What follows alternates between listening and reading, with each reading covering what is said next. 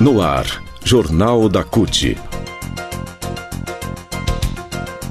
Notícias, Giro sindical, direitos, mundo do trabalho, política, economia, saúde.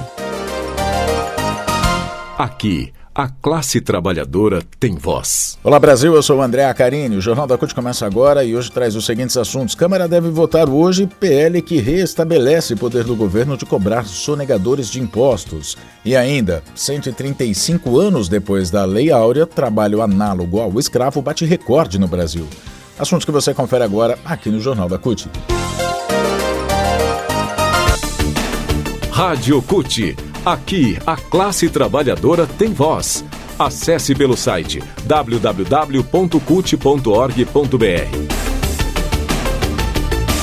O Jornal da CUT começa agora então e a gente fala sobre o CARF. O governo federal tem a oportunidade de retomar sua soberania em decisões que impactam diretamente na arrecadação fiscal. Nessa terça-feira, data em que a Câmara dos Deputados deve votar o projeto de lei 2384 de 2023, que restaura o chamado voto de qualidade do governo no Conselho Administrativo de Recursos Fiscais, o CARF. Esse PL estava trancando a pauta da Câmara desde a semana passada, quando venceu o prazo de 45 dias para a votação de propostas do Executivo enviadas com caráter de urgência, caso desse PL. O voto de qualidade foi extinto em 2020 pelo governo de Bolsonaro. Desde então, em caso de empates nos julgamentos de execução fiscal, quando são cobradas dívidas de impostos de empresas, enfim, de contribuintes, desde então as empresas sonegadoras passaram a ser beneficiadas com o perdão da dívida, gerando prejuízo aos cofres públicos. A maioria dos conselheiros do CARF que vota nesses julgamentos é formada por setores como o empresarial e o financeiro. E a gente vai entender como é que isso impacta nas decisões já e também como o voto de qualidade voltando às mãos do governo federal, como é que ele impacta, o que isso traz de benefício para você, trabalhador. A CUT defende, então, a aprovação do projeto, né? A Juvândia Moreira, que é vice-presidenta da CUT e presidenta da Contraficut, disse o seguinte, que o CARF precisa voltar a ter o voto de qualidade para casos de desempate. E esse voto tem que estar nas mãos dos conselheiros representantes da Fazenda Nacional. Como está hoje, ela diz, é ótimo para quem sonega e péssimo para o Tesouro Nacional. Juvândia ainda afirma que os empresários, sendo responsáveis pelo julgamento de ações sobre tributos em que eles são os devedores, é como colocar a raposa para cuidar do galinheiro. Juvândia cita ainda que desde o voto de qualidade, desde que foi extinto pelo governo anterior, pelo menos 126 empresas foram favorecidas em nada mais nada menos do que R$1 trilhão.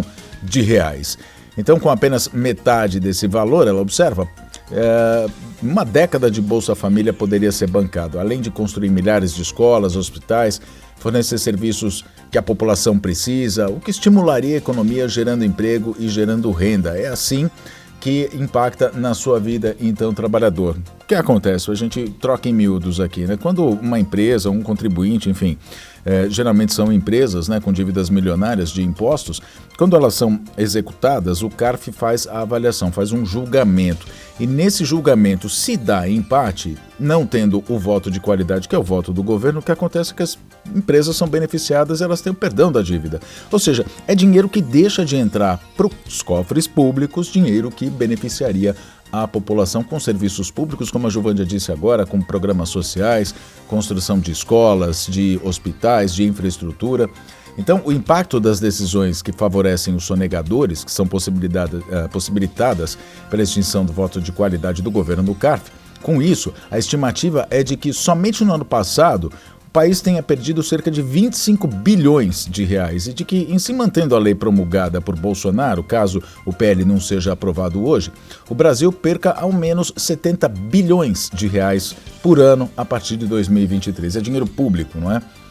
Bom, logo no início do ano, depois de tomar posse, o governo Luiz Inácio Lula da Silva publicou uma medida provisória que devolvia o voto de qualidade ao governo. No entanto, essa MP não foi votada pela Câmara e acabou perdendo a validade no início de julho e foi substituída pelo projeto de lei que deve ser votado nessa terça-feira.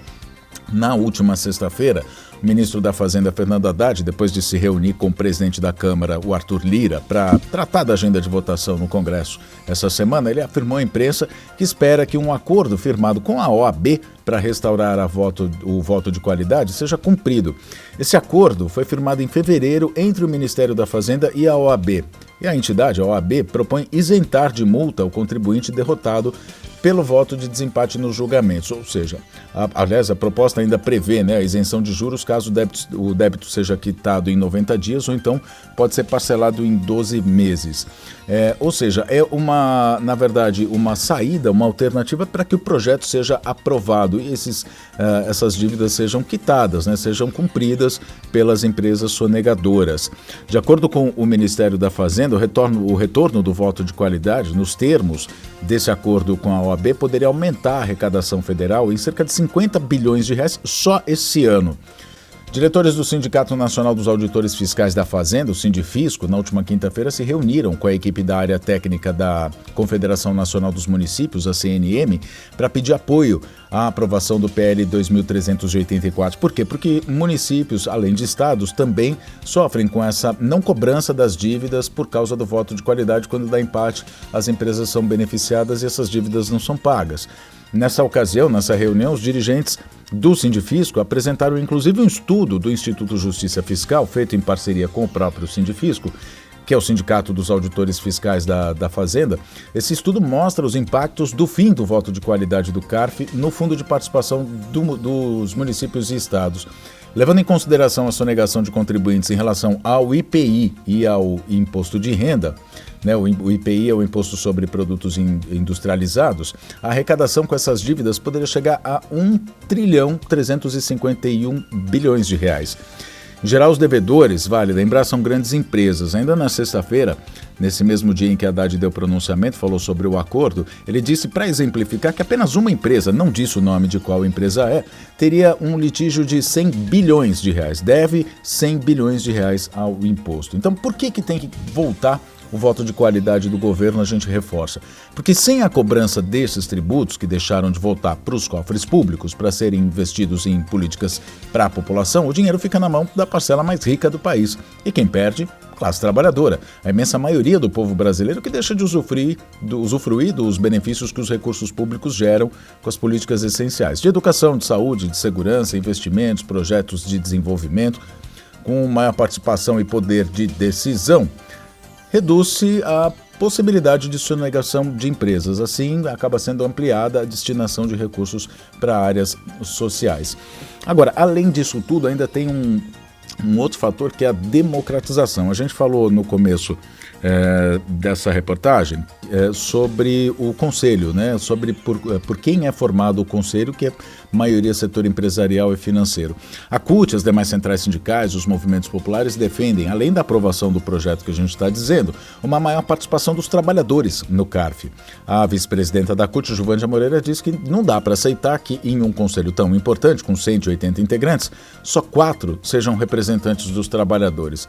Então, além do retorno do voto de qualidade, o que se quer é a democratização do CARF com mais trabalhadores na sua composição como forma de ampliar a representatividade. Notícias. Falar agora sobre trabalho escravo. O Ministério do Trabalho e Emprego resgatou 1.443 pessoas em situação análoga à escravidão entre o dia 1º de janeiro deste ano e o dia 14 de junho último. É quase o dobro do total de 771 resgates feitos em todo o primeiro semestre do ano passado. Esses registros cresceram especialmente depois da liberação de 207 trabalhadores terceirizados, isso aconteceu lá em fevereiro, você deve lembrar, que estavam em condições degradantes de trabalho e moradia na safra de uva para as vinícolas Aurora, Salton e Garibaldi, lá em Bento Gonçalves, na Serra Gaúcha. Os dados oficiais apontam um aumento de casos da chamada escravidão moderna no Brasil. Para o secretário de Inspeção do Trabalho do Ministério, Luiz Felipe Brandão, a mudança de governo teve um caráter mobilizador. Ele disse o seguinte: mexeu com o espírito coletivo dos envolvidos. Com a maior divulgação do nosso trabalho, aumentaram as denúncias e investigações, gerando maior número de resgates. E os números comprovam. A fiscalização aumentou desde o início do governo Lula. Até 14 de junho foram realizadas 174 ações, 63 foram no mesmo período do ano passado. Veja só como aumentou, mais de 100, Os 1.443 resgates de trabalhadores são o maior resultado nos últimos 12 anos. Só não superaram o do primeiro trimestre, ou melhor, do primeiro semestre de 2011, quando 1.465 foram encontrados nessas condições. Segundo a doutoranda em Direito pela Universidade de Brasília, UNB, e autora do livro o título do livro é Entre o Silêncio e a Negação, Trabalho Escravo Contemporâneo sob a Ótica da População Negra, a Raissa Hulsenk, há uma retomada do combate a esse crime no país. Ela disse o seguinte: o Brasil já foi referência mundial no tema, mas isso foi prejudicado nos últimos anos com os entraves à publicação da lista suja do trabalho escravo. Isso aconteceu em 2017, além da extinção do Ministério do Trabalho em 2019, ministério que foi recriado agora em 2022. Para ela, a reforma trabalhista feita no governo de Temer em 2017 também contribuiu para a maior vulnerabilidade de trabalhadores e aumento de casos. A avaliação dela é a seguinte: a reforma favoreceu a precarização dos direitos trabalhistas, enfraquecendo mais quem já estava em posição frágil no mercado. E isso, aliado à crise econômica, torna o cenário propício para empresários que desejam se valer do trabalho escravo. O Jornal da CUT fica por aqui. Muito obrigado pela sua companhia. Nós nos falamos na próxima edição. Até lá.